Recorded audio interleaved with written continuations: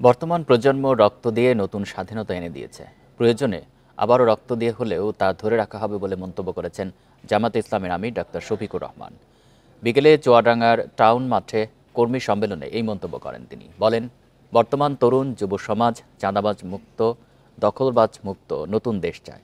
এর জন্য আগামী নির্বাচন হতে হবে নিরপেক্ষ ও স্বচ্ছ। কালো টাকা আর পেশি শক্তির কাছে জামায়াত মাথা নত করবে না বলেও জানান তিনি।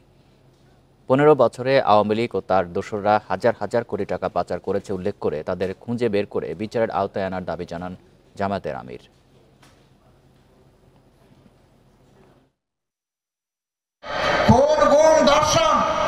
লুণ্ঠন করার পরে এই দেশে মানুষের সামনে মুখ দেখানোর সৎসাহস তাদের নাই।